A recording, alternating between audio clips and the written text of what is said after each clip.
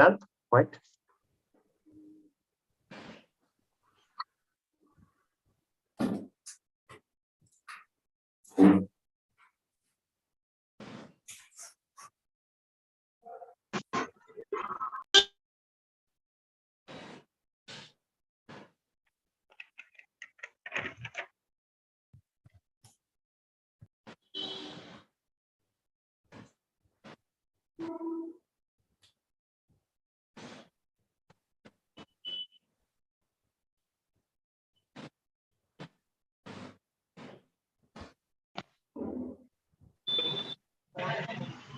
Good morning, all.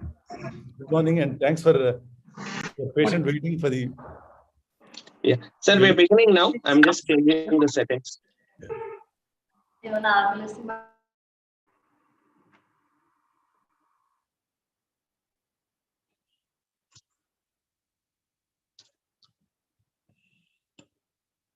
Namaskaram, everyone, and welcome to today's IAP Twin Cities branch postgraduate clinics.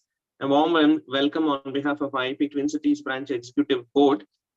We wish you a very happy Deepavali, and I hope this festival brings a lot of joy, light into your lives and gives you a lot of joy and prosperity. We also welcome you for the annual pedicon of IAP Twin Cities branch along with Pediatric Academy of Telangana State. The registrations are going on, and we request you to please register yourself at the earliest. This conference promises to be a never before experience, and the theme of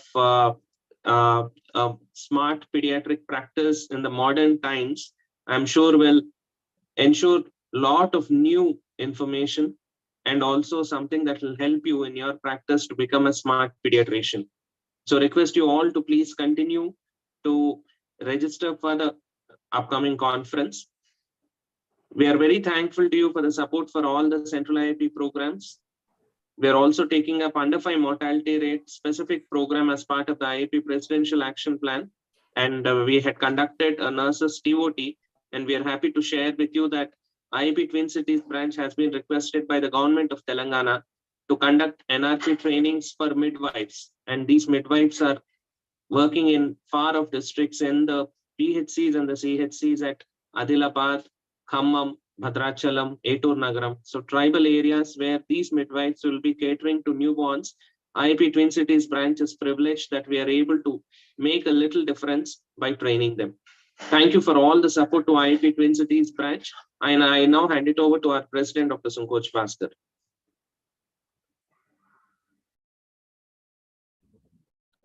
Thank you, Dr. C. Krishna.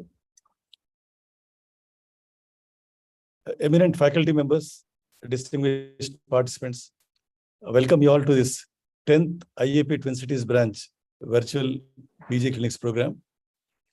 The executive board of IAP TCB is proud to say we had been doing until this month without any interruptions. We could do 10 PG clinics. It's possible mainly because of the contributions from great academicians.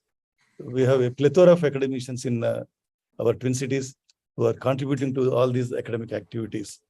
In these PG clinics, I found it's very, very useful to residents, not only residents, even to the practicing pediatricians. It's a thought-provoking, a good way of learning how to approach to a clinical problem. And at the outset, I wish to thank Dr. Dinesh and Dr. Sanjay and Dr. Sirisha Ravi for bringing this interesting case to IAP TCB platform.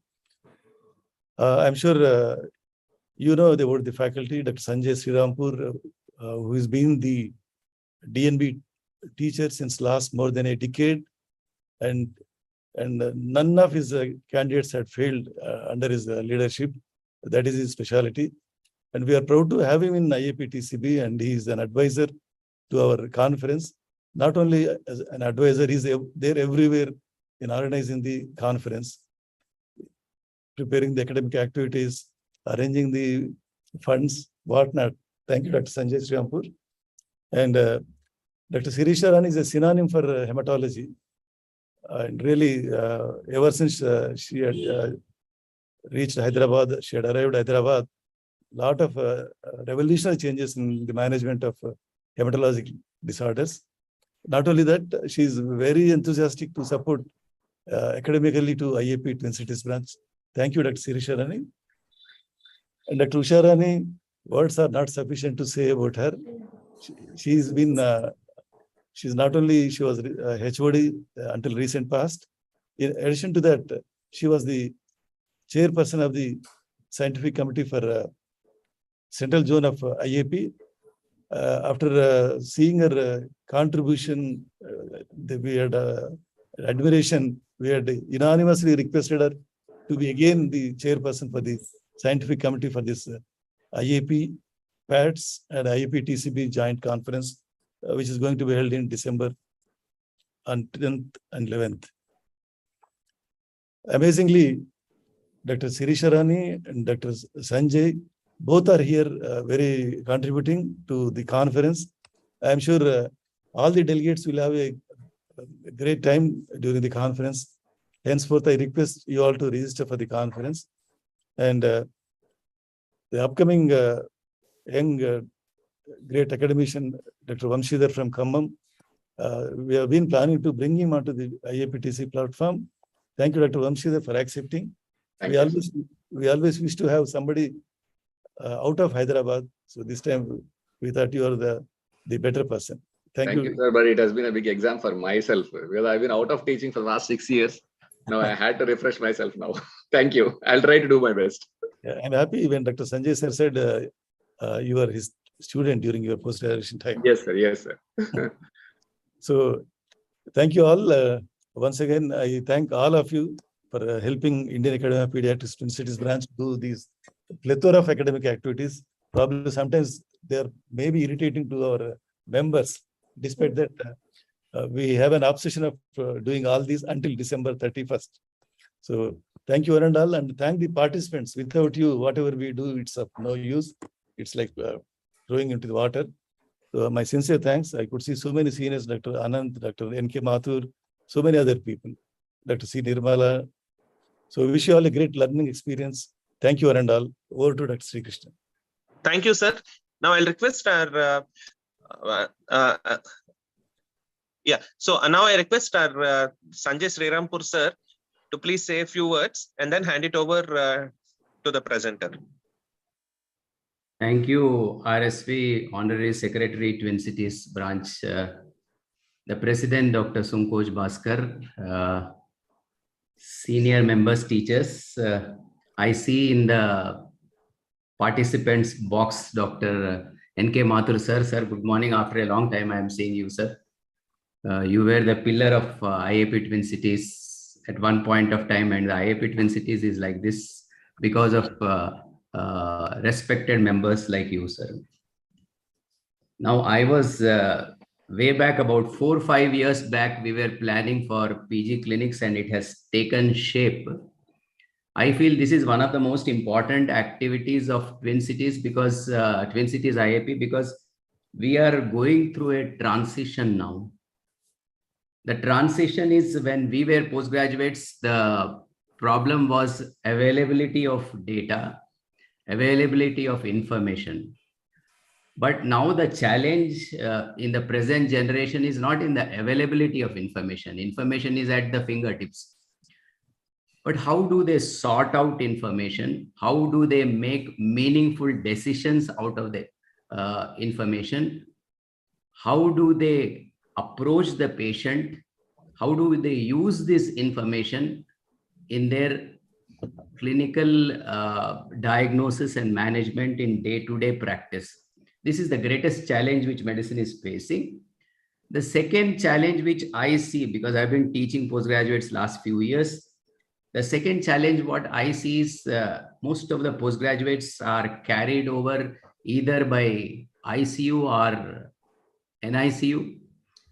Most of the postgraduates are carried over by super specialties because most of the times when I ask postgraduates when they join post-graduation, what do they want to do after post-graduation? The answer is super specialization. So for some reason, clinical examination, general practice is slowly coming down.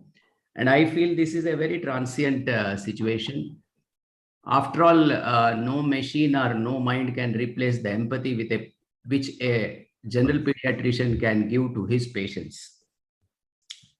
So basically, before I just put it into the perspective, the importance of these PG clinics, let me put on 3 points. Number one, as I have told you, that there is a plethora of data. Now, data organization, data interpretation, data management, empathy are the ways forwards. I remember, I don't know whether Dr. Bhaskar remembers, Dr. Usha remembers, that there was one textbook of pediatrics when we used to study. The name of that textbook was S.T. Achar. Yes. Yes, And sir. S.T. Achar's first chapter was on introduction to pediatrics. And the first line was, pediatric medicine is veterinary medicine. For some reason, I always felt that Dr. Achar put his step in the wrong way, because honestly, I feel pediatric medicine is one of the most subtlest form of medicines, because it requires a lot of skill in coming to a diagnosis. And most of it is like what Sherlock Holmes does. It's a detective story. And most of the diagnosis comes by two things in pediatric clinical examination. Number one, history. History is very, very relevant in pediatric examination. The second is observation. I was reading other day the clinics in Stanford University. Now, what they do, their postgraduates, after they join, is they send them to a museum and make them stand in front of one piece of art, and they ask them to write in detail what they have seen. So I think pediatric clinical examination is a little different from an adult clinical examination, is because you gather a lot of information by just simple observation, because maneuvers in pediatric practice are not that important. The third observation which I wanted to make was that there is almost, see, when we talk of PG clinics, we talk from the perspective of their final year examination. Final year examination is just a small going from one room to the other room. Kadapa Datanam. It's just one milestone in their life. But a ordered, structured clinical examination, they need to practice lifelong. So it doesn't make much sense in saying that present cases, because this is what you will be asked in the examination. This is what you have to do lifelong. And each part of the clinical examination is extremely important, because no part can replace the other part. For example, PGs may be thinking that they can come to a diagnosis by a particular investigation or by a particular radiological evaluation. They never can come to a conclusion what the etiology is, what the functional impairment the disease is causing on the patient by any investigation.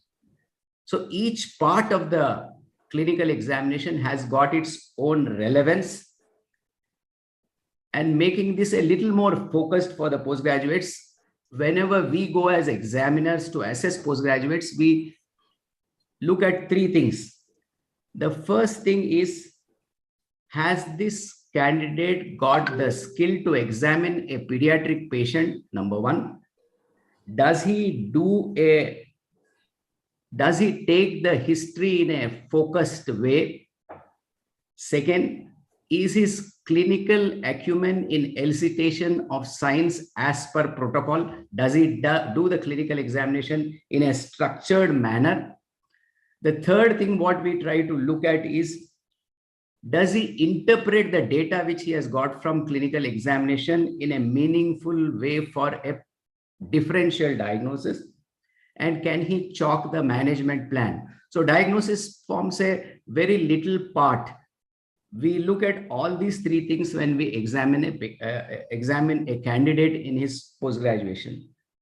So the The order for today's presentation will be Dr. Shravani from Rainbow Hospital. She is a final year postgraduate. She will be presenting an interesting case. There will be two lead discussants. We are lucky that we have one from the districts, one from a private medical college, one from a government medical college.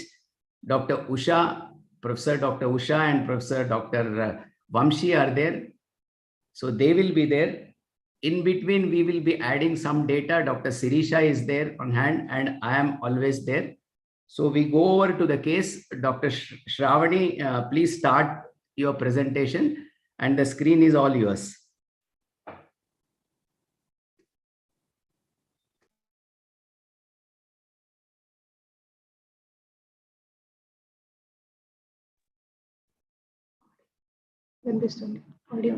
Good morning, one and all. This is Dr. Shravani. I'll be presenting a case of. Sir, is it audible, sir? You are audible and your screen is also visible. Okay, sir. Okay. So I'll be presenting a case of hepatosplenomegaly. So this is a 3-year-old female child who is a resident of Nandyal, informant being mother and history is reliable, presented with the complaints of low-grade fever on and off since 2 months, pallor and abdomen distension since 1 month. So coming to history of present illness, this child. 1 second. Can I? Yeah, Dr. Shravani. Yes, Just go to the chief complaints once. Yeah. So low-grade fever on and off since 2 months and pallor and abdominal distension since 1 month. Now, did you frame any differential diagnosis based on this chief complaints itself? Do you have anything in mind? Is Yes, that sir. important or is that not important? Important, sir. To take a elaborate history on present illness, we have to first frame some differentials on presenting complaints.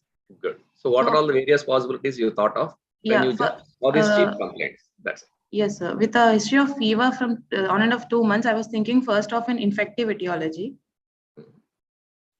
So in fact, any infective etiology like any chronic infections, and with history of pallor and abdomen distension, I was thinking of infections like even could be malaria or tuberculosis. Okay. Then I was thinking of any infiltrative disorders. Okay. Infiltrative means? Infiltrative like lymphoreticular malignancies, it could be there. Or any solid tumors, or even inflammatory diseases like systemic onset JIA. Okay. Good. Okay. So you need to have a differential diagnosis with chief complaints itself. And of course, as you proceed through the history, you can delete some or you can add some. Go ahead. Okay. So this child was apparently asymptomatic 2 months back, and then child developed fever, which is low grade and it is not associated with any chills, rigors. It's intermittent type and there was no evening rise of temperature. It is treated with oral medications, antipyretics, and there was not associated with any rash. Child has a low grade fever spikes of 1 to 2 fever spikes per day. For the complaints of fever, child was taken to a local doctor, given some oral medications. Then child will be remained afebrile for 4 to 5 days. Again, then child starts having fever. Mother also noticed that child is becoming pale. Can I interrupt you here? What do you mean by chill? What is a rigor? Can you please go back once? Chills are a subjective feeling of. So was this child expressing? 3-year-old. So was she able to express? Yes, ma'am. No, did you ask her? You were just saying as a no, routine ma'am. No, ma'am. I asked. Yes, but to younger children, they won't be able to express whether feeling cold or not. So to be careful in the examination, unless the child is vocal, expressive, you better avoid the term chill whenever you're presenting a younger child, unless you are sure of the history. Okay.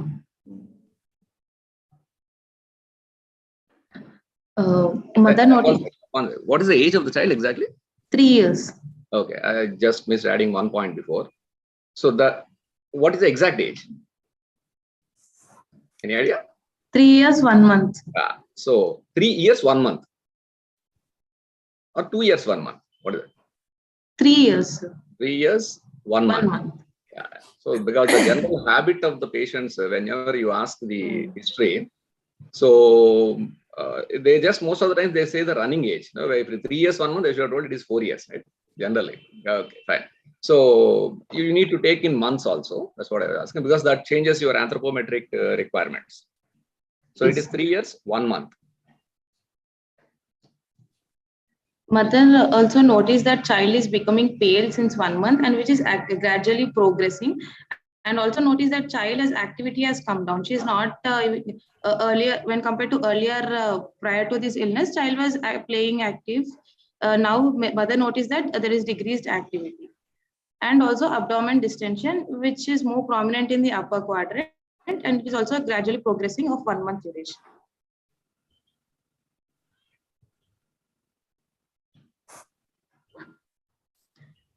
Next.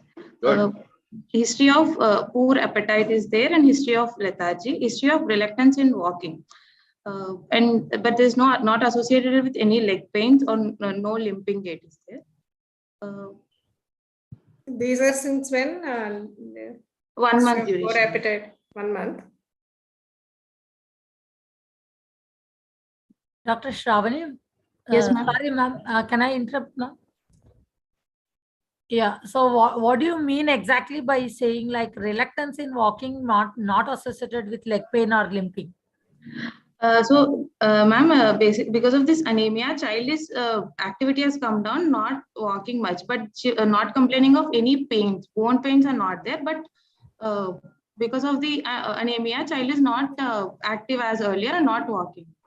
Okay. What Anemia does is not that proven. do? If he's got reluctance in walking, what is that you have interpreted it as? It is a reduced activity. What else? Yes. What else interpretation have you taken from this?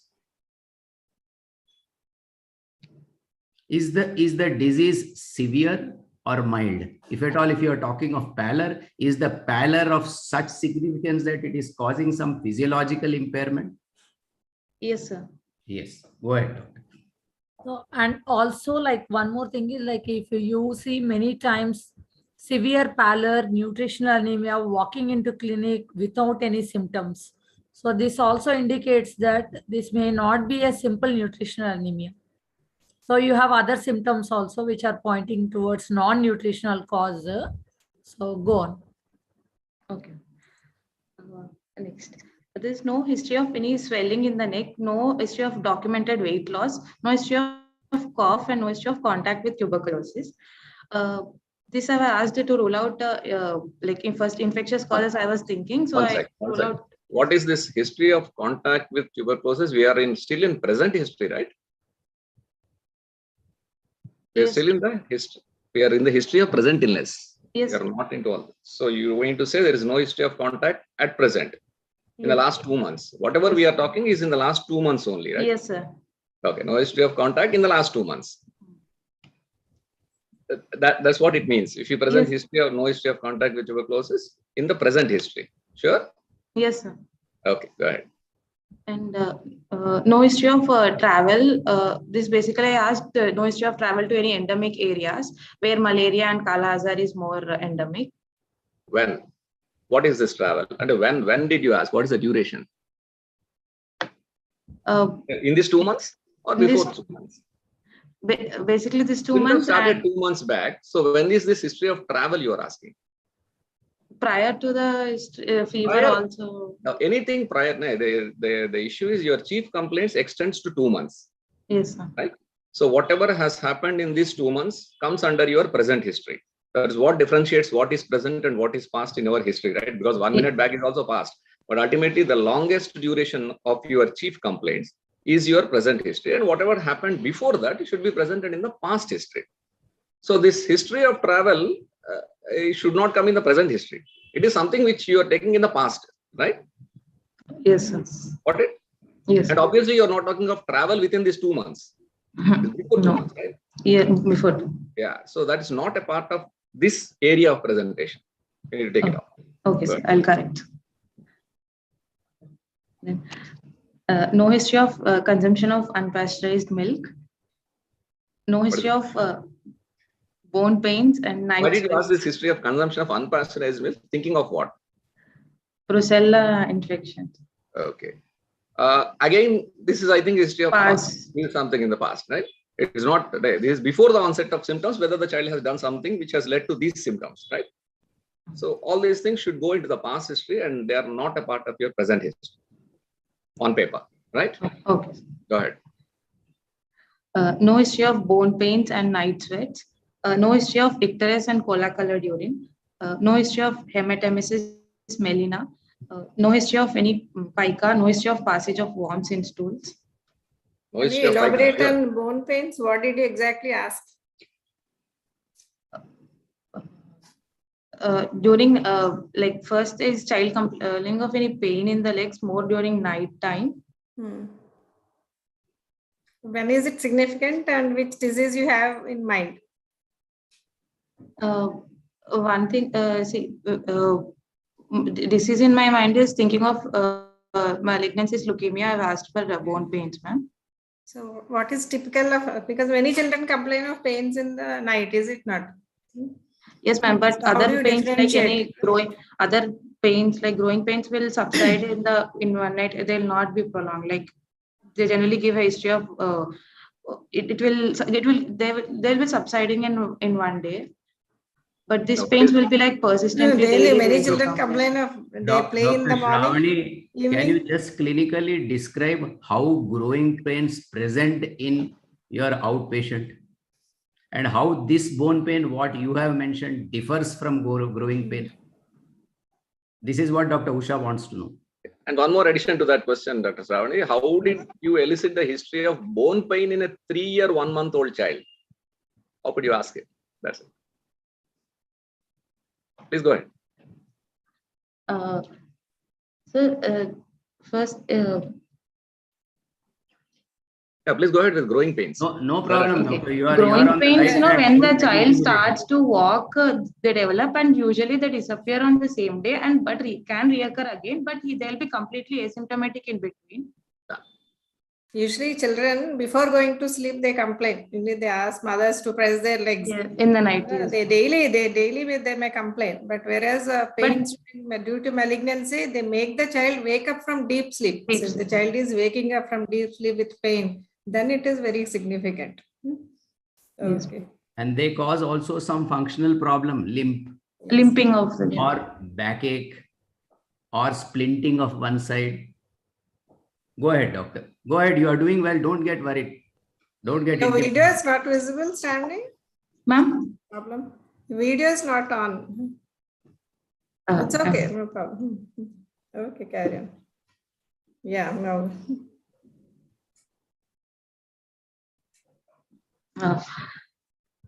Why do you get bone pains and malignancies?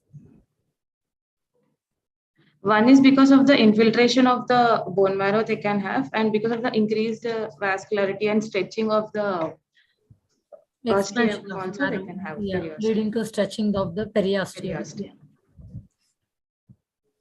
There is one interesting point in your history. There is no history of pica. Are you sure of it? 100%? Yes, sir. Okay, good. Let's come back to that later. What is pica, Shravani? Eating of non-nutritive substances. Why the terminology has come? Any idea? No. Other pages also can answer. Monesh, Aditya, Monesh. Anybody can answer why the pica terminology has come. No?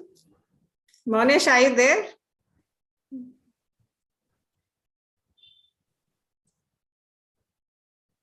Okay, carry on. Carry on, Dr. Shravani. Go ahead. A pica is a bird that eats anything that comes on its way. So that is how that terminology has come. Oh, okay. Dr. Shravani, note down. This is news for me also. So Yes, you learn always in your life. Yes. Go ahead, Dr. Shravani. No history of any gum bleeds or easy bruising and epistaxis. No history of seizures, developmental delay, and loss of attained milestones. This history of seizures, developmental delay I was asked because there's a history of abdomen distension PLR to look for, to rule out any storage disorders. I've asked for seizures, developmental delay, and loss of attained milestones. Again, the same correction. Loss of attained milestones, yes, comes here, but developmental delay history is it a part of present history? Fine. You want to present it here or present separately? Developmental history I will present, sir, but go ahead. No history of visual defects and hearing loss and cranial nerve deficits. Visual defects and hearing loss, one thing I have asked, keeping in mind of osteopetrosis, though it is unlikely, they will generally present at an early age, but still 3 years, I've just asked for that one. History of cranial nerve deficits. Now, what did you ask? One thing, cranial nerve, like vision, and the same thing of hearing loss and any deviation of mouth to one side, or I mean difficulty in swallowing. You have generalized that it's a history of cranial nerve deficits in general. You didn't say it's a facial nerve. So you said it's a cranial nerve deficit. So what all you have asked for this cranial nerve deficit? Like, is it possible to elicit such history in a 3-year-old child?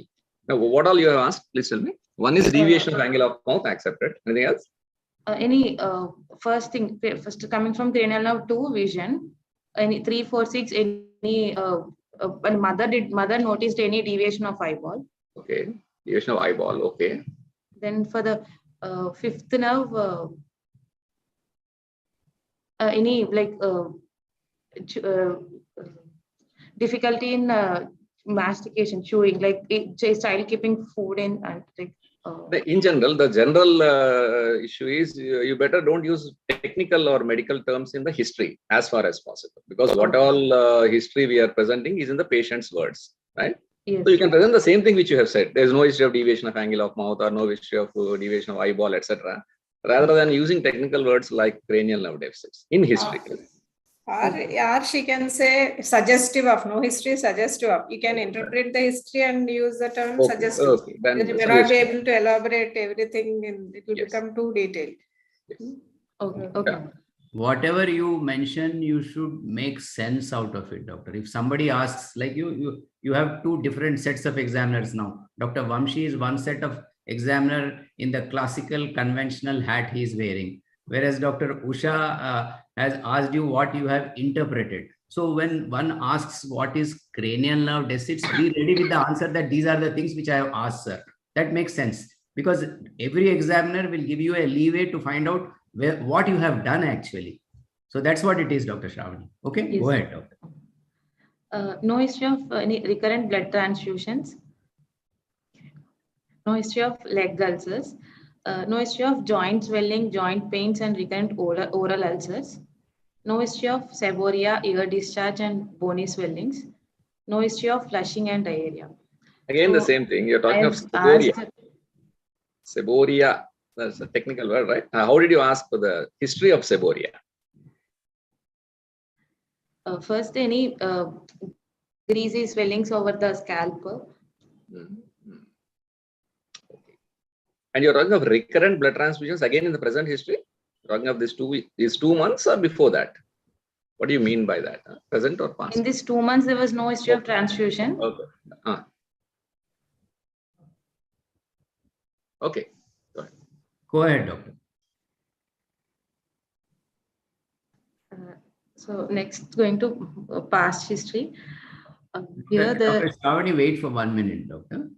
What I think is the lessons learned till now is, number 1, after you have made, history, past history, developmental history, socioeconomic history, whatever it is, these are all not watertight compartments. You can go back and forth. But when you are making a meaningful presentation, please follow what Dr. Vamshi has told us. So this is a lesson for us to learn, that we need to, if there is something relevant to past, put it in the past. If there is something relevant to family history, put it in the family history, because there is a set of examiners who follow such way of protocol, doctor. This is number 1. Number 2, history has got 3 parts, doctor. The first part is elaboration of complaints. Whatever complaints you have in your chief complaints, you need to elaborate that. That is the first part of the history, doctor. The second part of the history is how you have interpreted these complaints and made a cursory provisional differential diagnosis of it, and you have gone into the etiology of that. The negative questions, whatever you have asked, show the depth of your learning, doctor. The third thing what we need, what history is and which you have not mentioned, is what has happened in the last 2 months. Has the child worsened? Has the child improved? Is the child in the 2 months waxing and waning? How is the progress of illness? We need to mention in the history, doctor. The fourth is the effect of disease on his day-to-day activities, which is very important, doctor. One, what is the effect of the disease on school? What is the effect of the disease on his play? What is the effect of the disease on his appetite? What is the effect of his disease on sleep, bowel, bladder? So I think these 4 or 5 points have to be touched during the history. Your inputs, Dr. Usha and Dr. Vamshi and Dr. Sirisha. Yes, sir. Very rightly said, Sanjay, sir. So history is just not for the sake of presenting, just not that you are completing all the points. You have to make a good impression, interpretation of what is happening to the child because of this illness. So Sanjay sir rightly put, you have to put into various headings. So if you go in that structured approach, you will not miss out anything. Many a times we see students just for the sake of asking, they ask everything on the earth. So that should not happen. Whatever is relevant to that child and what are those complaints, what effect those complaints have on that child. As Sanjay sir said, what is the progression? I think here to some extent you have told the progression, abdominal distension and all. And can you say why you have asked so many complaints? Can you elaborate, Shravani, why you have asked for flushing, diarrhea? Yeah, ma'am. So as there was abdomen distension with pallor, I was thinking of it could be any neuroblastoma. For that, I've asked for flushing and diarrhea. And seborrhea, yeah, each seborrhea, one. ear discharge, and bony swellings. I asked to rule out an history of for Langerhans cysticercosis, ma'am. Okay. And joint swellings, joint pains for JIA, systemic concept JIA. Okay, good. Okay, So, Dr. Shravani. First, all associated, suppose pallor is there. So what is the common association? Jaundice. So you have to prioritize the order. So jaundice had come somewhere down the list. Instead, that should come in the beginning. Abdominal distension with pallor. First, you would like to rule out a hemolytic process. So that should come first in bone pains. Then probably if not, TB history probably can go a little down, lower down. So that's how we have to prioritize. Okay. Okay, Dr. Shravani. So I strongly concur with Dr. Sanjay Garu and Madam. History is the most important part of your presentation, and you have presented well. But what we have to do is now, with the chief complaints, you had a set of differential diagnosis, right? Yes. At every stage of your case presentation, now you can add a new differential diagnosis, whichever retrospectively, or you can delete a few differential diagnoses. So you have presented some differential diagnosis with your chief complaints. Now, at the end of your history of present illness, did you add anything? Did you delete anything? Or you concur with the same differential diagnosis and proceed further? What is your opinion? The possibilities are same, sir. Same. So you could not confirm or move close to any one of them, or you did not delete anything, or you did not add anything new, right? Yes. Okay, go ahead. Okay, move on. Maybe we are going a little slow. It's already 9. Yeah. Move on. So now in the past history, there are no history of any previous hospital admissions. Now again, no history of any contact with tuberculosis, no history of any blood transfusions in the past. No history of travel. What do you mean by contact with TB, Shravani? Ma'am? What do you mean by, what did you ask exactly regarding contact history? Like first thing, in the close contacts, anyone has a history of tuberculosis. When? In the past 2 years, any history of tuberculosis in the close contacts. Okay.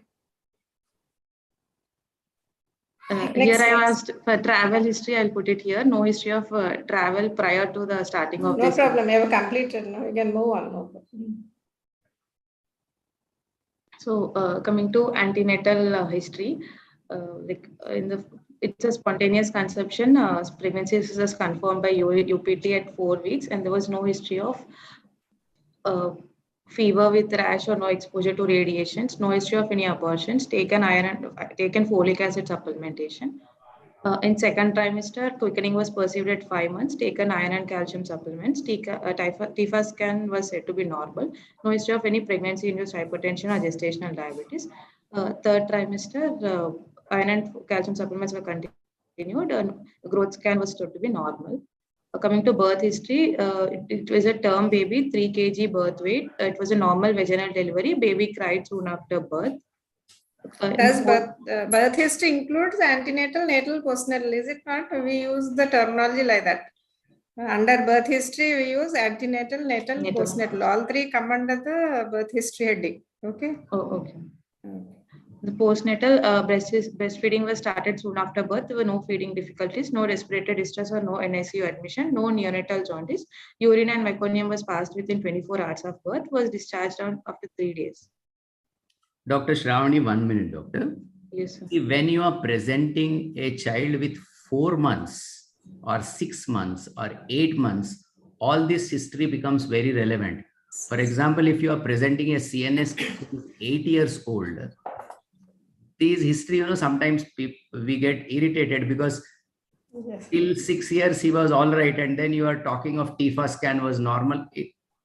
Please keep in your mind that this particular way of dividing and elaborating, because if you look at your presentation itself, you have spent a lot of time on the antenatal history, first trimester, second trimester, third trimester. It would have been relevant if the child was around less than 9 months old. You agree with me, Dr. Vamshi, Dr. Usha? Yes, sir, definitely. Yes, sir. Such a detailed examination, the presentation is not required for this specific case, for this age of the child. Go ahead, Dr. Shravani. Okay, sir. Maybe a history of jaundice would have been important. Probably is important because abdominal distension, pallor, some of the anemias which may present with jaundice in the neonatal period. So you have to ask, but you need not have to present in such detail, because most of the time a presentation is consumed over there. You're wasting your time. I think in addition, Dr. Shravani, it would have been better if you would have asked whether this child has got on and off episodes of pallor, doctor. Because we are just assuming one particular diagnosis. There are quite a number of diseases which cause significant pallor on and off. Yes. Dr. Sirisha, you need to add anything?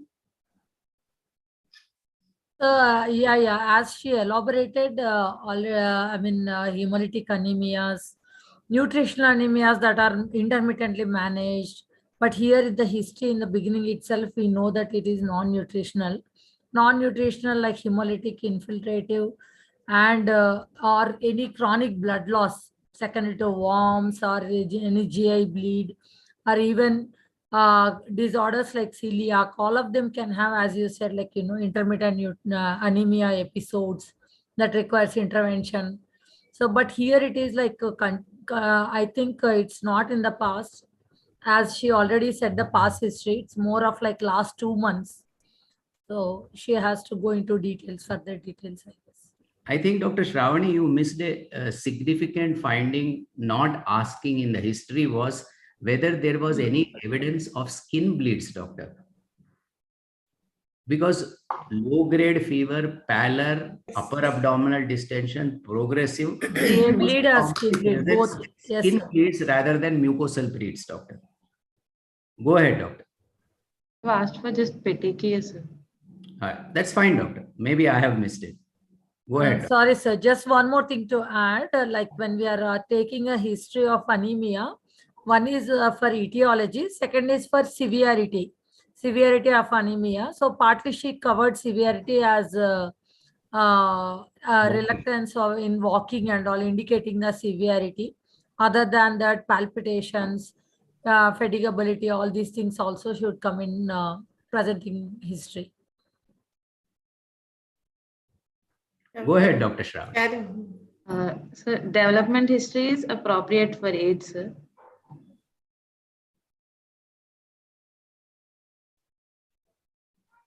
Can you just tell us what a 3-year-old child should do and what this child is doing?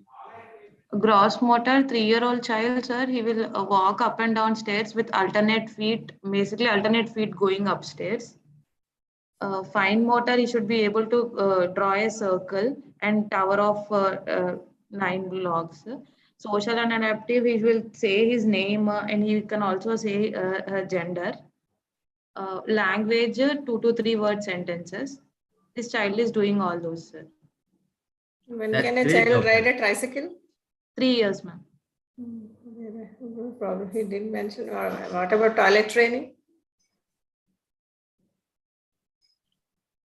See, Dr. 3 to Shravani, 4 the years. reason Dr. Usha is asking and I am asking is, whenever you are presenting your developmental history, present age-relevant development history, doctor. For example, you are talking of a 6-year-old child holding his head, doesn't make sense. So for a 6-year-old child, schooling is very important, doctor. For a 3-year-old child, speech is very important, doctor. Speech is very important, especially post-lockdown speech is more important, doctor. Yes. Lot of children with delayed speech we are seeing. So what you need to do is when you are asking, ask with some meaning in it, doctor. Okay? Yes, okay, okay, sir. Go ahead, doctor.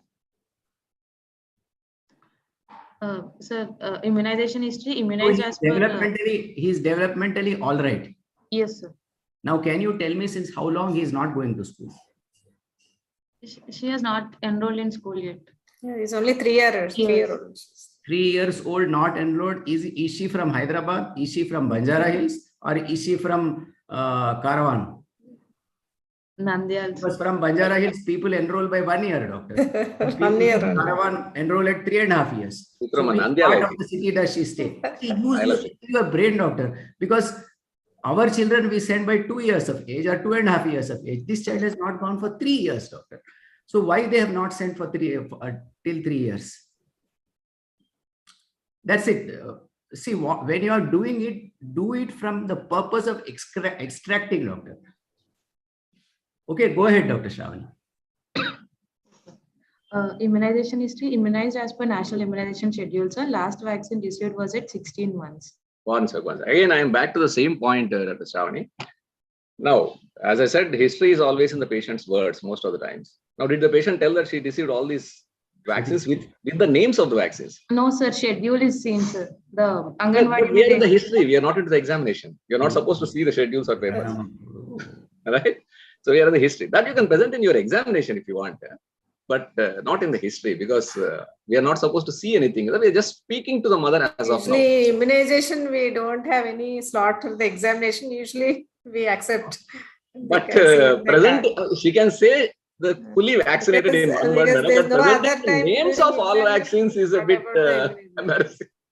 Presenting the names of individual vaccines. Accepted, not a problem, I feel. Right? Okay, madam.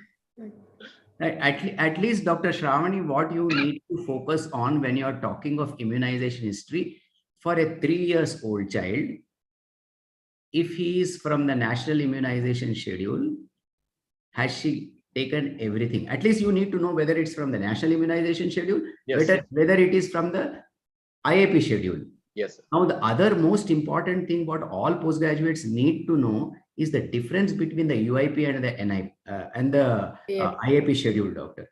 Because I see most often postgraduates can talk about the dose of dopamine, but not the immunization calendar. Yes. And yes, no examiner will keep quiet if you do not know what the immunization calendar is and what is the difference. This is very, very important, doctor. Yes, sir. And also the in the national immunization schedule, also with the inclusion of the newer vaccines, sir, some states have included earlier and some states have included late. Now, for example, this child is from Nandyal, that is Andhra Pradesh. Now, 3 years back, whether these vaccines are in their immunization schedule, Yes. I'm not sure. Perfect. Definitely, sir. PCV is introduced only last year in Yes. Telangana. Andhra, I don't That's the know. point. So you can say it approximately in one word. That's what I say. All PGs, please remember that your examiners get upset if you are faulty in nutrition, if you are not good in development, if you are not good in the immunization calendar. These are the 3 most important things. This is what makes the difference between you and a general physician. Okay, right, doctor. Go ahead, Shravani. Sir, coming to nutrition. Completely immunized? Is this child fully immunized, Dr. Shravani? Yes, sir. Has he received the 1.5 years booster. Yes, sir. Has this child received pneumococcal vaccine? Yes, sir. Okay, doctor. Yes, go ahead, doctor. How many doses of pneumococcal vaccine has this child received? 2 doses. 2 doses. Sorry, Right. 3. Booster 3, sir. How much is this from the national immunization schedule or the IAP schedule? This child has received. National immunization schedule, sir. 6 and 14. In national immunization schedule, how many doses of pneumococcal vaccine? Akkada padta tappu. 6, 14 weeks, 2 doses and booster 1. Okay, doctor, go ahead. Doctor. Go ahead. Doctor. Please remember that you see the difference between the NIP and the IAP schedule, doctor. Okay? Yes, go ahead, doctor. Coming to nutrition history, like child was exclusively breastfed till 6 months and complementary feeds were started. Based on her 24-hour recall method, total calorie intake was calculated. According to her weight, expected calories are 1150. She is consuming around 1000 calories. You have said complementary feed started, but till how long breastfeed was continued? That you have not mentioned. Actually, till 2 years of age, breastfeeding was continued. That is even very important. Don't ignore breastfeeding beyond 6 months. That still contributes to nutrition as well as immunity. And another thing you have to mention whether it is a vegetarian, non-vegetarian, or a mixed diet, especially a case of anemia. And what is the intake of iron containing foods? What is the intake of weekly? How many times child is being fed with non-vegetarian food? That also you should ask. That is also relevant, especially B12 deficiency, iron deficiency. You have to elicit in the history. Okay. Okay. Carry on. Family history. This is a second born child to a non-consanguineous parents. And age at the father's age at consumption was 30 and mother's 27. Elder sibling is a boy, 6-year-old, who is healthy. No family history of any recurrent blood transfusion, gallstones, and abdominal surgeries. Why you not run a pedigree chart? You should always draw a pedigree chart, no? Not one generation, at least 2-3 generations prior, you have to chart. Can you rule out a genetic disorder in this? You told that it was probably you were thinking of an infiltrative disease, isn't it? A non-malignant infiltrative disease is also possible, isn't it? And a non-malignant infiltrative disease can be genetic in origin, isn't it? And if it is genetic in origin, you need to find out the pedigree chart. Oh, yes. Oh, yes, sir. Go ahead. Socioeconomic history, sir. According to modified Kuppaswamy scale, they belong to lower middle class. Coming to summary, this is a 3-year-old female, second-born child to non-consanguineous parents who is developmentally normal, immunized till 16 months of age, was apparently asymptomatic till 2 months back, now presented with a low-grade fever since 2 months, and increasing pallor and abdomen distension since 1 month.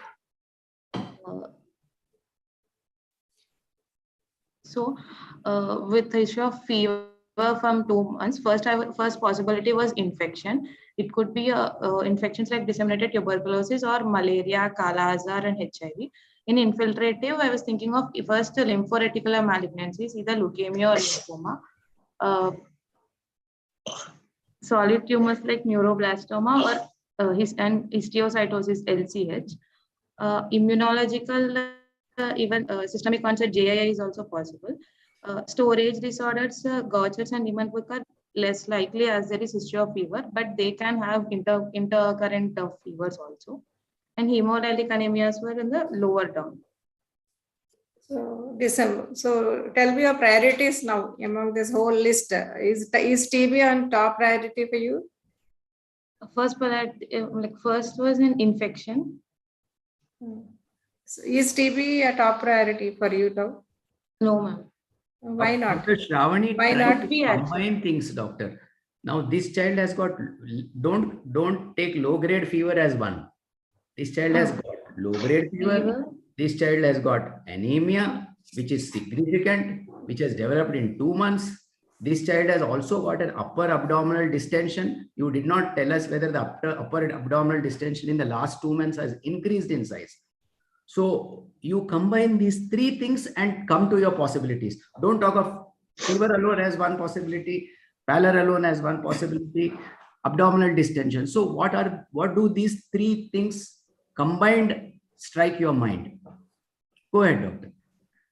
Sir, Put that in that priority. infection is still the first And priority, sir. if you cannot put them in priority, don't put in priority, doctor. Because see, history is not the end of everything, isn't it? Yes. So why did you keep hemolytic anemias at the end of it below storage disorders? How is that? Was this order of priority or what it came to your mind? Shravani.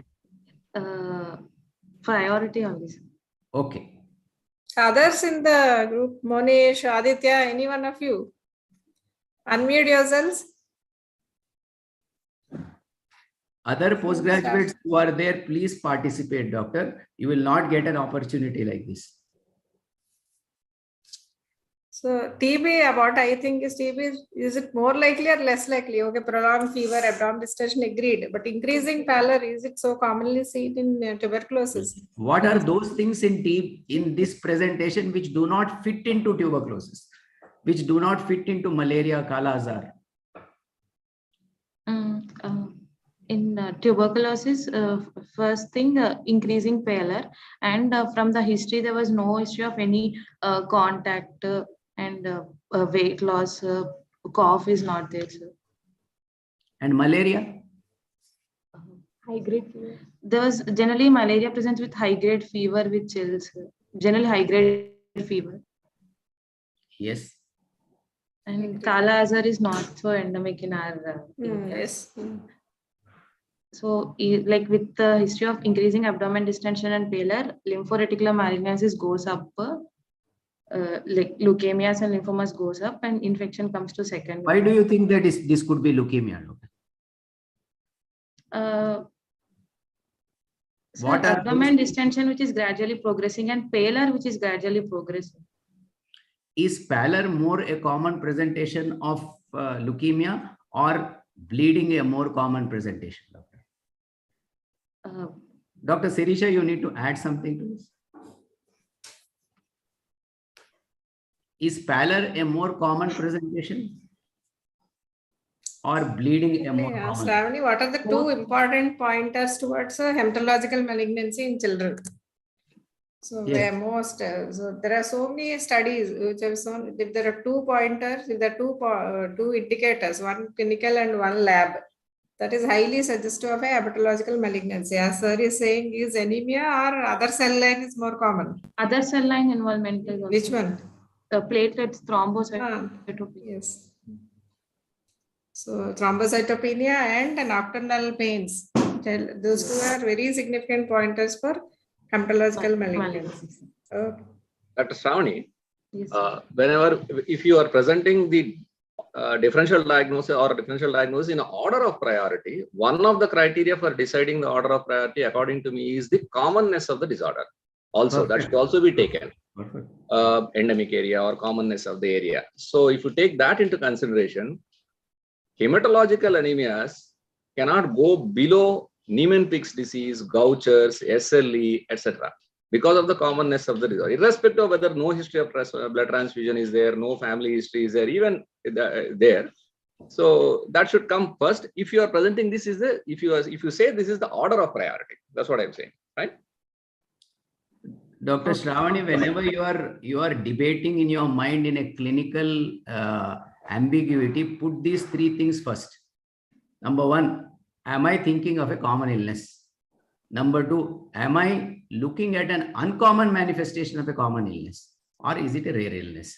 This is the way you need to debate in your mind whenever you are having a difficulty in, because at this moment, we are not bothered about your diagnosis. We are bothered how you are interpreting these things.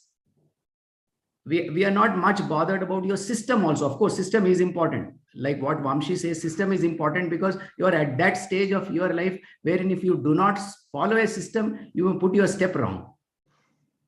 Go ahead, doctor. Yes, sir. Dr. Vamshi, you want to ask something? Dr. Usha, you want to ask something? No, on sir. She can. No, sir. Let her proceed. We are going a little slow. Let her go. Yes. Yes, sir. It's already done. Coming to Carry on, Shravani. vital parameters, ma'am. Temperature is a normal 98.4 degrees Fahrenheit measured in right axilla. Pulse rate is 122 beats per minute, regular rhythm, normal volume and character. Respiratory rate 26 breaths per minute, thoraco-abdominal. Blood pressure is normal, 105 So by is 68. BP normal or not? I don't know whether it is normal for this age now or not. So do you tell in numbers or do you tell any other? Do you present in any Centiles other? based on her height, age, we have to plot in the centiles and. So you have to always present in the centiles. So 100 by 60, I don't know whether at a 3-year-old it is normal or unless you present in a centile. Oh, okay. So what do you interpret from these vitals, doctor? Because this is the way you decide how you go in examination, whether it goes to Sirisha or whether it goes to ICU. First thing, sir, with a PLR, I want to see the child is in congestive cardiac failure or not. Is the child in failure? No. What is the heart rate? And what is the most sensitive sign of heart failure? Tachycardia will be there. So there is tachycardia for this child or no tachycardia? Is it normal or high for this age? 122. Was the child No. smiling, laughing, crying, irritable when you were examining? So when you are interpreting vitals, doctor, don't do it for doing sake. Because this is what is going to tell you whether this patient I will see in my clinic or put him in an auto and send him to Usha, to the hospital. Because don't do it for doing sake, doctor. There is tachycardia for this child. Yes. The temperature is 98.4. The respiratory rate at rest 26 per minute appears to be normal. BP, as rightly said Dr. Usha, whether it is high or low, I really don't know. We need to chart it with the centile chart. So make some meaningful conclusions from what you have presented. There is tachycardia, isn't it? Yes, sir. Go ahead, doctor. I think all are unmuted. Dr. Sri Krishna, please unmute so that some of the PGs can interact. They are saying they are unable to unmute themselves. Yeah, Dr. Usharani, I will do it. Yes, sir. Okay, carry on. Coming to general examination, child is lying comfortably on bed with PLR was present, no icterus. On examination, there was cervical lymphadenopathy, which is right side level 2, which is 1.5 to 1.5 centimeter, non-tender, firm in consistency, mobile, not matted, no sinuses, no discharge, skin over the swelling is normal. Left side also there were small lymph nodes which are less than 1 centimeter, but firm and mobile, non-tender, no axillary and linguinal lymph nodes, no pedal edema. Significant lymphadenopathy or insignificant? What do you mean? What do you Cervical 1.5 is significant. So one side significant, other side insignificant. Not significant. Coming to head to toe examination, the head scalp is normal, no facial dysmorphism. Hair, like there is no signs of any nutritional deficiency, no brittle hair is normal, no frontal wasting. Ears and eyes are normal. Mouth, no oral ulcers. Chest may normal. I could see a few petechia over the chest. Abdomen is distended. Normal external genitalia. Over the limbs also, petechia were there over the lower limbs. Coming to anthropometry, a 3-year-old child. Dr. Shravani, stop. You said that it is pallor, isn't it? Yes. And you did a head-to-toe examination. Tell me how the tongue was and tell me how the nails were and what is the importance. Tongue was pale, bald tongue. Was it coated? Was there foul smell coming from the mouth because this baby has got fever of last 2 months duration? Was it pale? Was it bald? No. And what does pale bald tongue mean? What does a tongue which is coated mean in a child who is having fever of 2 months duration? What does a pale and bald tongue mean in a child with anemia? Pale and bald tongue is in anemia, B12 deficiency, and the coated tongue indicates infection. B12 deficiency or iron deficiency? Even B12, what are the pointers in examination? hyperpigmentation of knuckles. Okay, good. Okay. Now tell me, how are the nails, doctor? Go back to No. the previous slide. Where did you present pallor? Here, ma'am, in the general exam. When you are talking of pallor, Well- describe the pallor, doctor. Is it Pallor severe? is the chief complaint here. So you have Yes. to elaborate how Yes. severe is the pallor. What are the associated findings with pallor, as sir is asking? Tongue pigmentation you have not mentioned. Nails, there's so much to nails. So nail examination gives you clues, no, in finding out the etiology of anemia. The child may have XYZ diagnosis, but the child Yes. may also have iron deficiency anemia, isn't Yes. it? Atla avasaram ledhu kada. Yes, sir. A child with XYZ diagnosis should not have iron deficiency and not have koilonychia. So this is not going to come in your XYZ aspiration studies. It is going to come by your clinical examination. That is the importance of clinical examination, doctor. Yes. Go ahead. How do you grade the pallor? How severe is the pallor? Clinically, in history wise, you are told pallor is interfering with the child's activity. But what about the clinical examination? How severe is the pallor? How do you assess the grading? What is the grading for pallor clinically? Any other pages, Monesh? Are you unmuted? Are all the PGs unmuted? Yes, sir, they're unmuted now. I think they need to participate because this is a good learning exercise, doctor. And Dr. Shravani, please do not get, Only pale. Dr. Yes. Shravani, please do not get intimidated. This is all a learning experience. This is all a learning experience. I'm sure if I was sitting on the other side of table, Vamshi would have pulled my ear also. Please do not. We are also learning. That's Go ahead. Mild anemia. Please unmute everybody, sir. Bhaskar, sir. Yeah. All are muted. Oh, I did it just now. Okay, I'll do it You are again. unmuted. All are muted. All are unmuted. Muted now. I'm seeing red for everybody. That is their option. Or they are optionally unmuted. Their option. Okay. They can unmute if they want. So many examiners, they're fond of grading, especially those who participate in IMNCA trainings. What is the grading of pallor? Mild pallor, only your conjunctiva is pale. In the moderate degree, conjunctiva with the mucosal membranes, and in the severe, even palmar creases are also pale. Is it so? Conjunctiva? The IMNCA, they teach differently. Based on palmar pallor is graded. No pallor, some pallor, severe pallor, something like dehydration, how is it graded? So always compare the palm with the examiner's palm, provided examiner is not anemic. So no pallor, if the some areas of pink and paleness are there, we call it as some pallor. If the whole of the palm is pale, we call it as severe pallor. So that you should know. Okay. I think Dr. Usha has brought out a wonderful point that all postgraduates, please read IMNCI. IMNCA. That is the simplest way of examination, and 99% of the examiners will not excuse you if you do not know about IMNCI, doctor. Please read IMNCI. Even counting of the respiratory rate, checking temperature, the methods are very precisely described. So you have to read.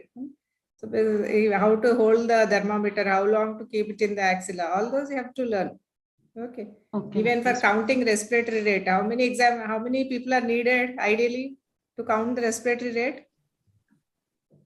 Shravani? Yes, ma'am. How do you count the respiratory rate? Will make the child lie comfortably and how long? What time? Duration? 1 minute. Okay. 1 minute will count. How do you know 1 minute time? One person will be. One person will be looking at the time, or if you, of course, nowadays phones are there, you can also put the timer. That is a different issue. But if you have only watch and looking, you have to keep only one examiner is there. Keep the watch on the chest. So your level looking at the time and also looking at the respiration should be same. Level of vision should be same. Otherwise, you'll be missing few breaths. Okay. Carry on. Go ahead, Dr. Shravani. Coming to anthropometry, child is weighing 13 kg against an expected of 14 kgs. it comes to between 15 to 58th centile, between 0 and -2 z-score. And height is observed height is around 93 centimeter against an expected of 95. Head circumference is normal, mid upper arm circumference is normal. So based on this, the child is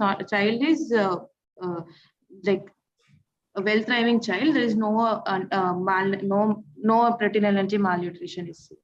You have first one is weight for age, second is height for age. What is the third one you should have checked? Weight for height. Weight for height. That also is important, no? All three growth chart: weight for age, height for age, weight for age. Weight for age will tell you the acuteness of the malnutrition. So that is also important. You should never miss out, especially if a child is less than 5-year-old. All three should be checked. Okay. Okay. So as the predominantly abdomen distension is there, so I would like to first do a GI examination in systemic examination. First, upper gastrointestinal tract examination. On oral cavity, there is no oral ulcers or gum bleeds, no oral thrush, and normal dentition is seen. Coming to lower GI examination, on inspection, abdomen is distended, more in the upper quadrant. Flanks are free, umbilicus is everted and pushed down. All quadrants are moving equally with respiration. There are no visible sinuses, scars, or dilated veins, no visible peristalsis. Hernial orifices are free and normal external genitalia. Coming to palpation, like over the abdomen, there is no local rise of... Dr. Shravani, 1 minute. Please remember, spine and renal angles are also a part of abdominal examination. If the child was lordotic or skyphotic, all your things will not make any sense at all. So spine, renal angles are also a part of the abdominal examination. Go ahead, doctor. Go ahead. Coming to palpation, there is no local rise of temperature or tenderness, no guarding and rigidity. Organomegaly is there. Liver is palpable 5 centimeter below the right costal margin. Firm in consistency with sharp border, smooth surface, non-tender. Spleen is palpable 6 centimeter along the long axis with splenic notch is palpable and firm in consistency. Are you sure liver and spleen and not right kidney and left kidney? No, sir. Liver is like moving with respiration and it is non-ballotable. Yeah. What are the other points? Coming to spleen, splenic notch is in liver itself. Liver itself. Liver or What spleen pointers will be the same. One is There are two more. mobility with respiration. What are other points? Moving with respiration, non-ballotable, and cannot incinerate the fingers. Okay. One more. Is it bimanually palpable? No. Okay. After percussion, one more point you can tell that. Yes. Next. Palpation, there are 4 points. Pushed down or enlarged, Dr. Shravani? It is enlarged. How do you know? What is the liver span, doctor?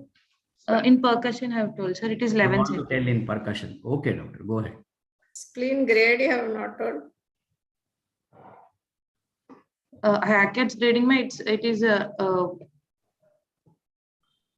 ma'am. Okay, next. Shravani, why is grading important, doctor?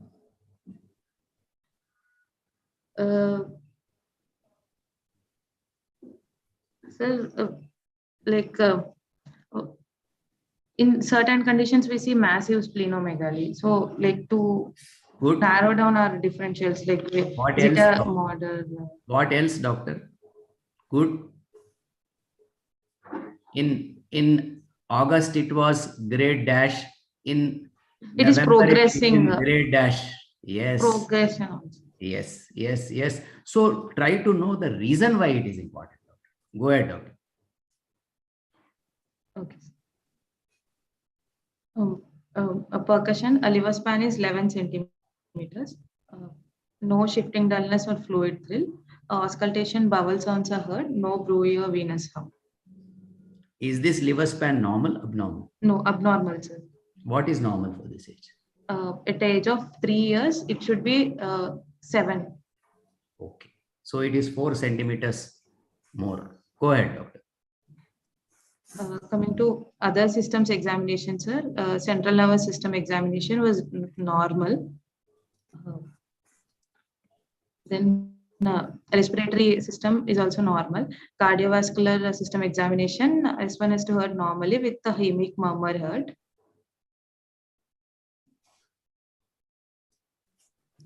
Coming to summary of like after the examination, coming to summary, well, it's a well-thriving child with history of fever since 2 months and increasing pallor and abdomen distension for 1 month. On examination, the newer findings were child has cervical lymphadenopathy and also petechia. Sorry, Dr. Shravani, sorry. You did not describe the cervical adenopathy more clearly, doctor. Can you just go back to your slide on cervical lymphadenopathy? Yes, sir. Yeah. Yes. Yes, doctor. That's fine, doctor. That's fine. Go ahead, doctor. Yeah, I think that's fine. Any other PGs would like to discuss differential diagnosis at this level before Shravani? Monesh, anybody? Are you able to unmute yourselves now? Other PGs from Rainbow, Dr. Kaveri, Dr. Aishwarya would like to talk anything on this? Where are we now? Anybody? Sir. Yes, Dr. Kaveri. Who is speaking? Yeah, doctor, go ahead. Are you able to unmute yourselves?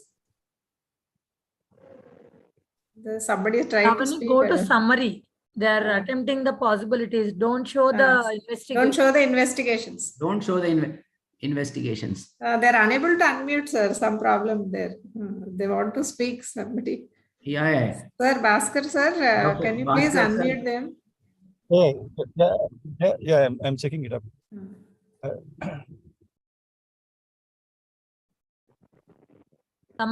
Summary slide, please. Go ahead, Dr. Shravani, the summary slide. Yeah, stay there. Yeah, Dr. After Kaveri, percussion, one more differential point you have to tell Shravani. We've not forgotten. Differentiation between liver and renal swelling. In percussion? Kind of resonance will be heard. It's why? Kidney swelling is solid only, no? No, ma'am. In between the bowel loop, colon will come. Because of the colonic band of resonance. Okay, any other PGs or would like wants Shravani only to discuss? Not able to unmute. Kaveri was about to unmute. They have some problem in unmuting. I don't know. Ma'am, they are telling they are unable to unmute. No problem, doctor. I think the network also is busy preparing for Diwali. So please go ahead. Okay. I think Sri Krishna is trying to do it. Yeah, now everyone can mute and unmute at will. I've changed the settings. Go ahead. Dr. Kaveri, can you unmute yourself? Are you able to unmute yourself? Sir, yes, sir. Yeah, go ahead, doctor. Discuss, doctor. Sir, with the history of 2 months of fever, pallor, cervical lymphadenopathy, petechia, now it is looking more like malignancy, sir, to me.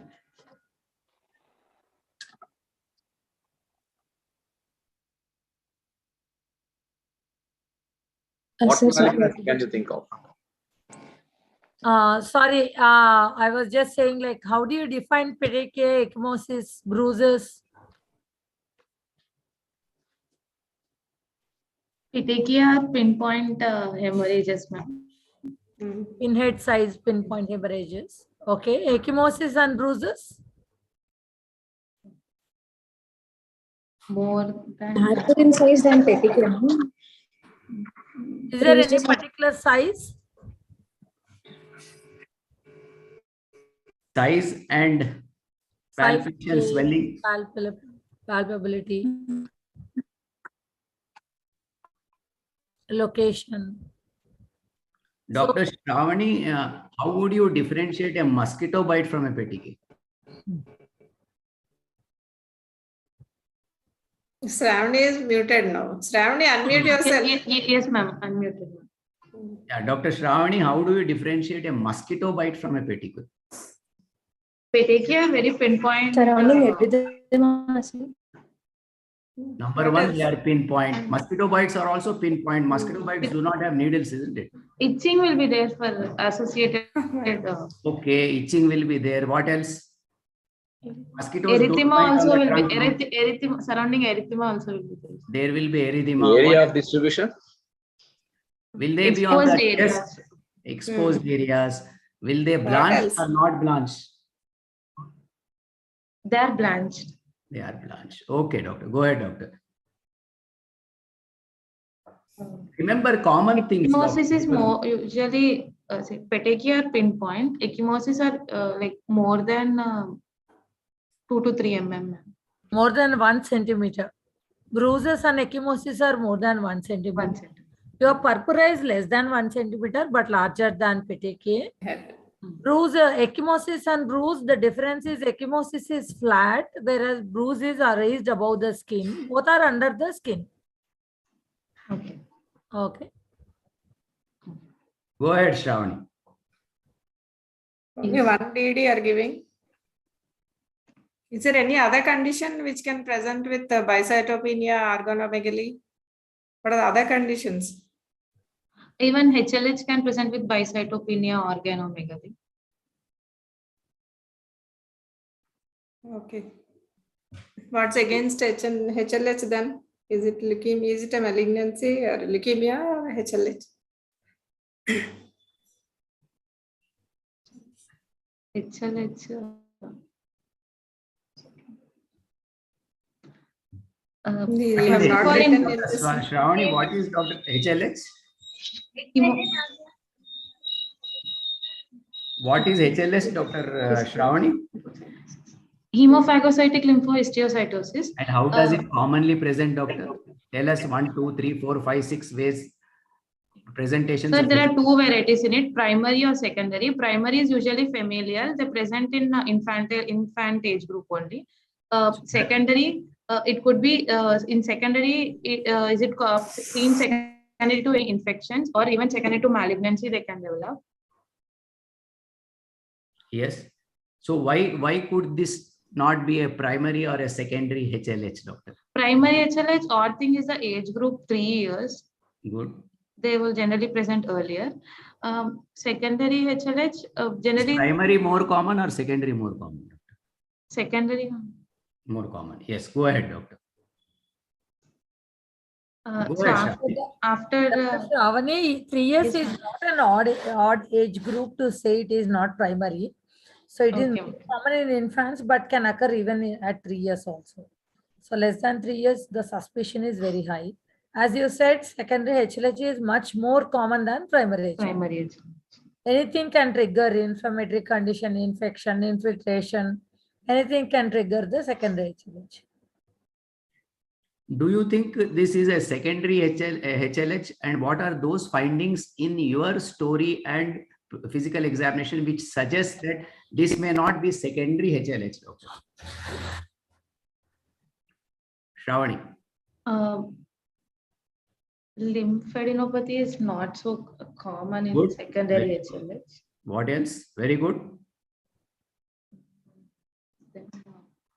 In the criteria of HLH, generally there's like fever will be first. Fevers will be there. Fever. The more pressing thing will be fever, doctor. Fever. The pressing thing will not be nodes, the liver and bleeding, doctor. It will be more from a laboratory perspective that you diagnose HLH rather than from a clinical perspective, doctor.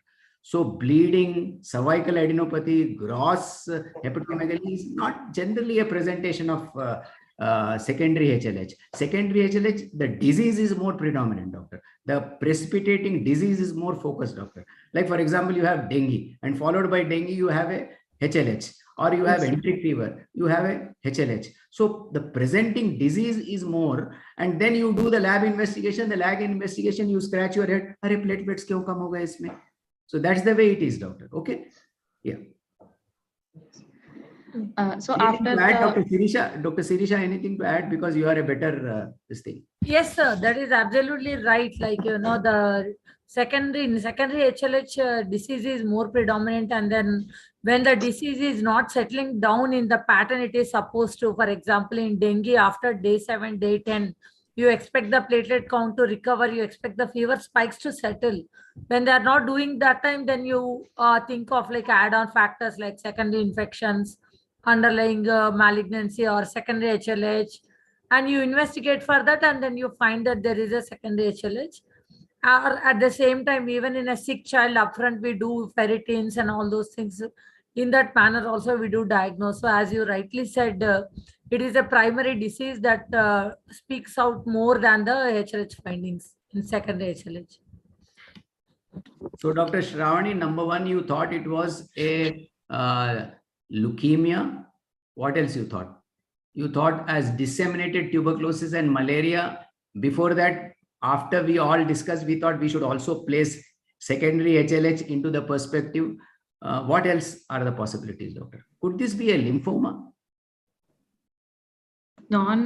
it could be a non-Hodgkin's lymphoma. It's still hepatosplenomegaly is there, such a fine hepatosplenomegaly, doctor. Spleen 6 centimeters, liver 11 centimeters span. That's quite significant, isn't it? With low-grade fever, 3 years old child.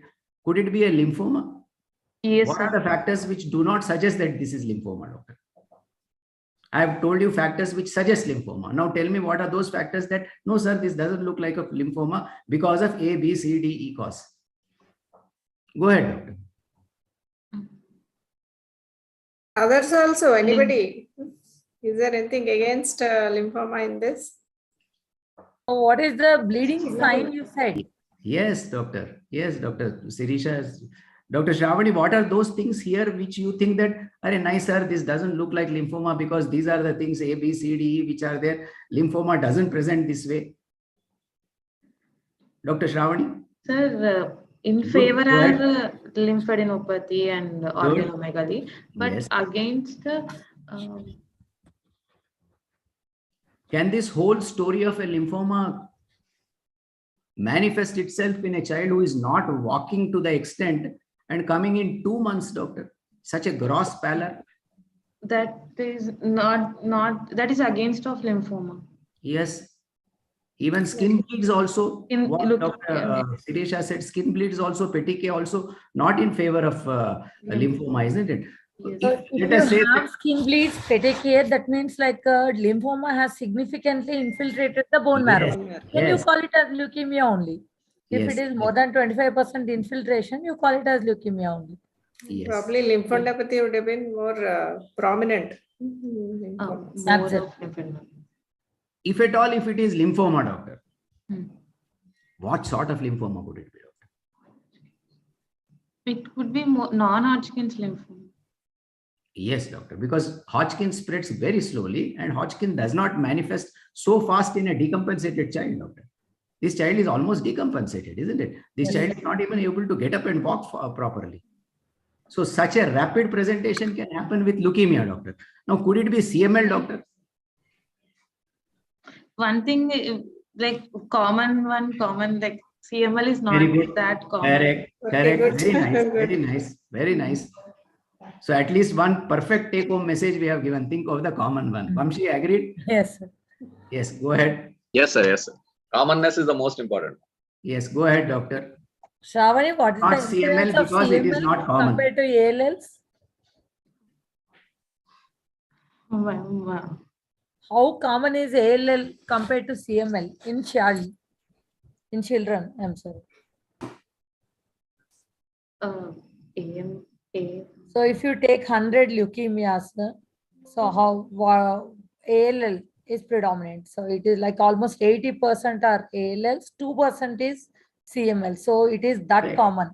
So you rightly said like common things first. So it is ALL is more likely going by that, as well as the clinical manifestations. Yes. CML presents more as a isolated massive splenomegaly. Absolutely.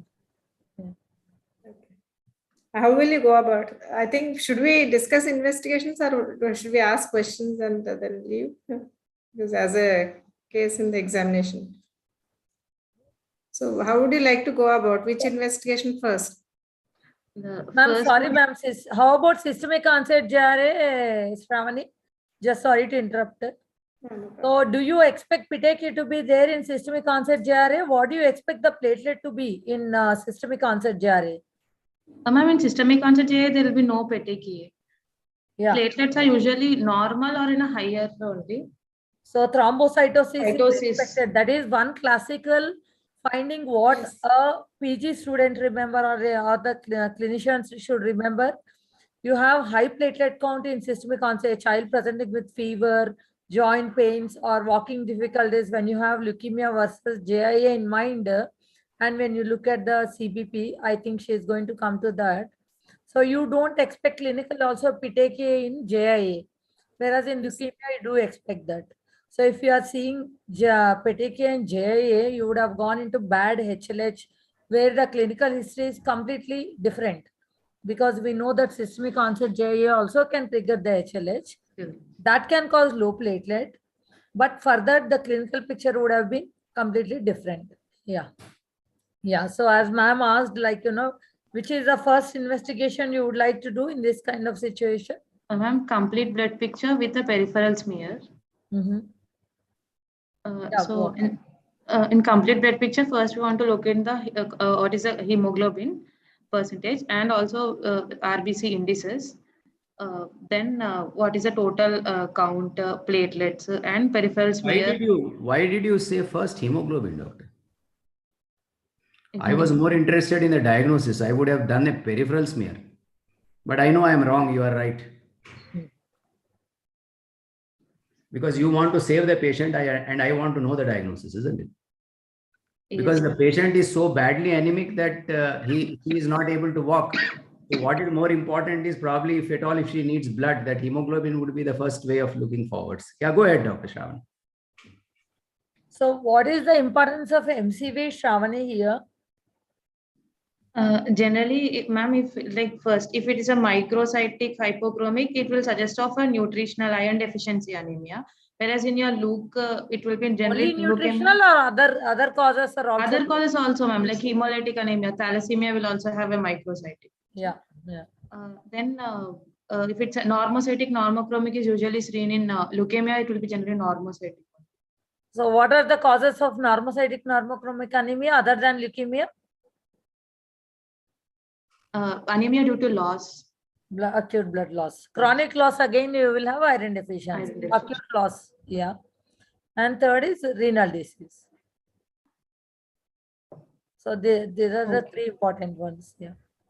Go on. Then I would like to look at the total count and platelets and also a good peripheral smear. So in peripheral smear, first I want to see for infections, any toxic granules are there or not, and any atypical cells, and how are the platelets. So in the peripheral smear, you get clue for conditions like malaria, any parasite, infections in terms of toxic granules, atypical cells. Rarely you do see at times, like an experienced pathologist also will say there is some spillage of storage cells or other round cell tumor cells and all those things. Yeah, so peripheral smear, as sir said, like, it is very, very important tool. Very simple, but very important tool and for all your hematological conditions. Okay, next.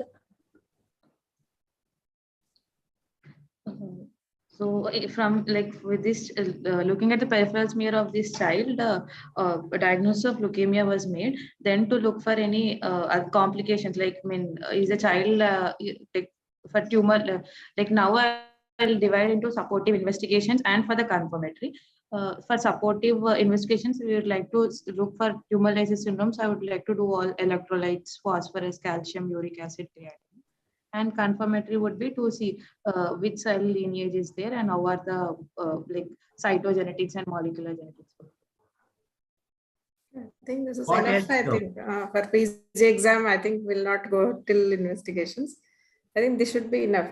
So Shravani had presented well. So as Sanjay sir and others were saying, diagnosis is not important here. How do you approach to a case? So here there is a child with pallor with hepatosplenomegaly. What are the first possible? There are a huge number of every system. Hepatosplenomegaly can be a manifestation of a disease in every system.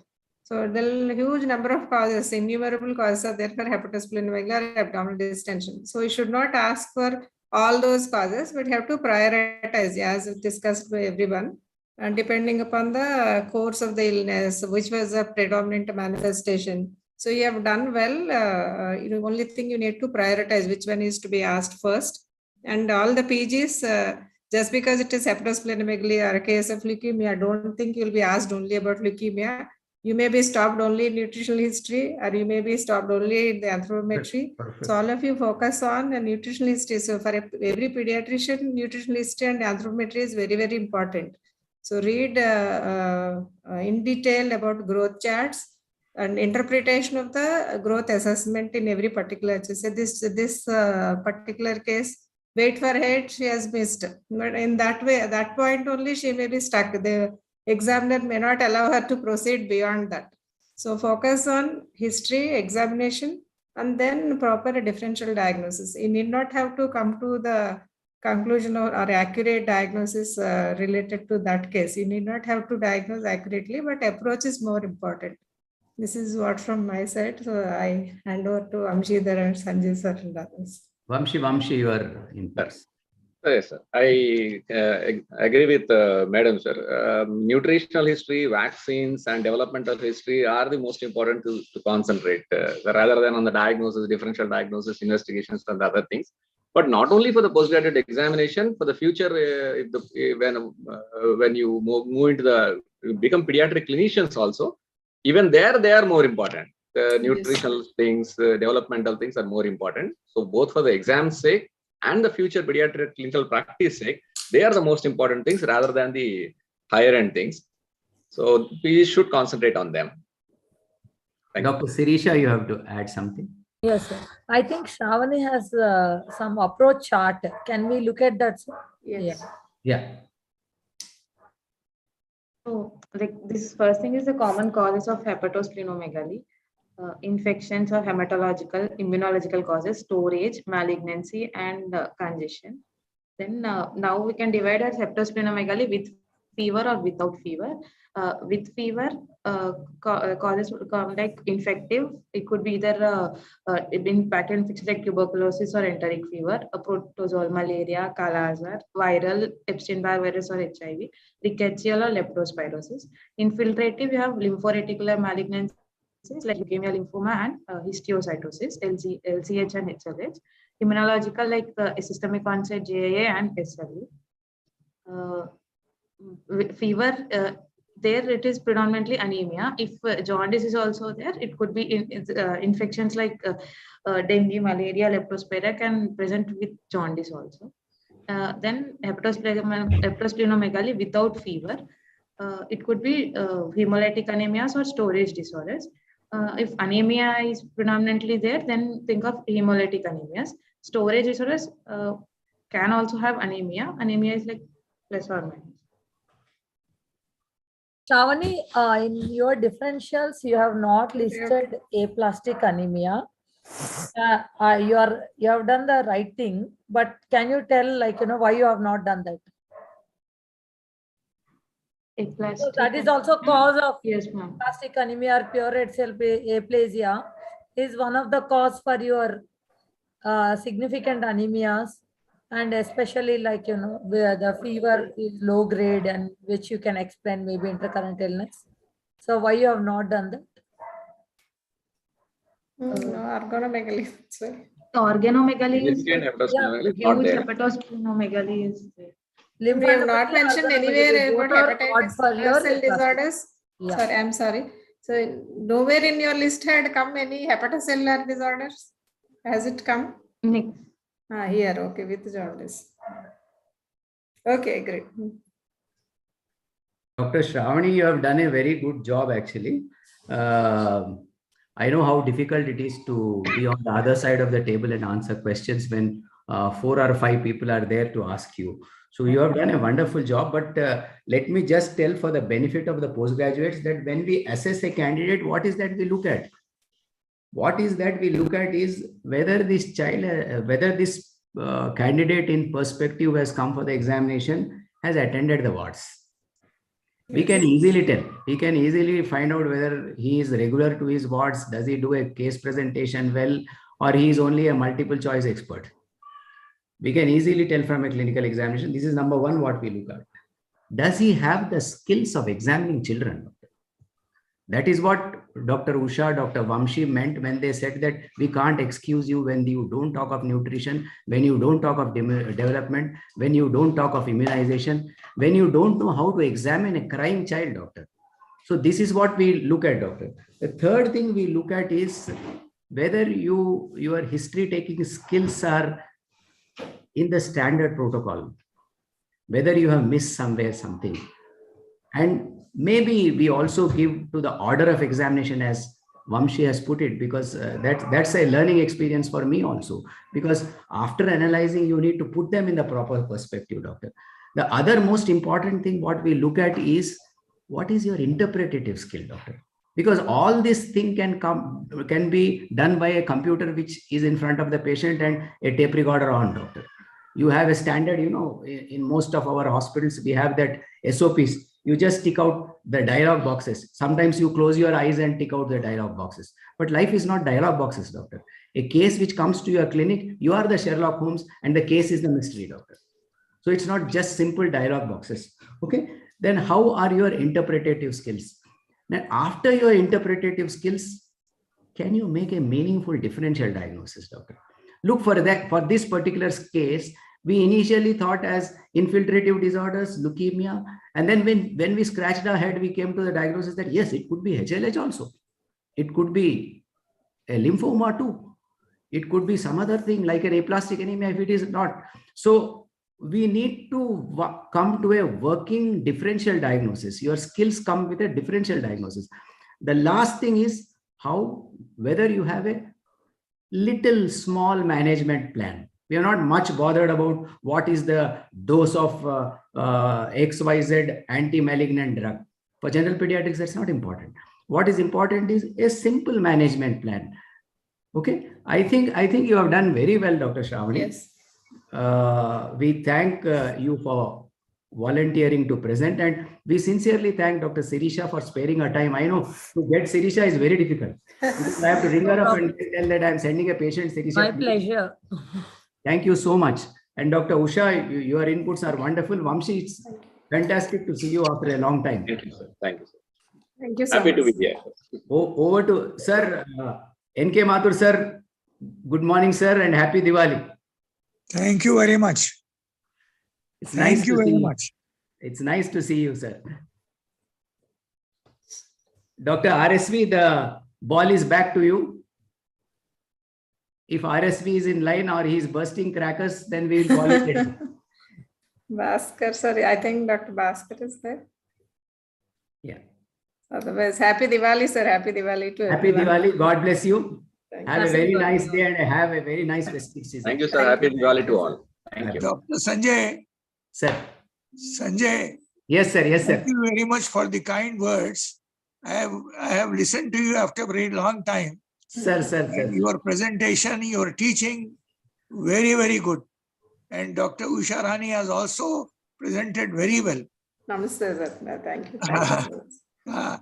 And Sir, three things Dr. I NK wanted Mathur, sir, was one of the founders of IAP Twin Cities. We have been seeing for so long. Sir, your blessings will always be there with us, sir. Thank you so much, sir. 2-3 things I wanted to bring to your notice. Please, sir. Sir. One is in the history, once you say a no history of, that means you are excluding something which you are thinking of. Correct. Okay. So in this case, when there is a history of fever of 2 months duration with a severe anemia and hepatosplenomegaly, history of pica has no importance at all. How can the pica give rise to hepatosplenomegaly and this one? So some of the irrelevant things we should not ask, number one. 2, bone pains in a 3-year-old child to elicit is very difficult. Instead Yes. of that, highlighting on reading disorders would have been better. Yes. Yes, sir. Yes, sir. And number 3, I wanted to, in the examination also, taking history of cranial paralysis is not relevant in this case unless you think of anemia with a lymphoma or leukemia with a secondary deposits in the CNS. Yes. Unless you think, once you have not established that it is a leukemia, there is no point in telling in the history about the CNS examination.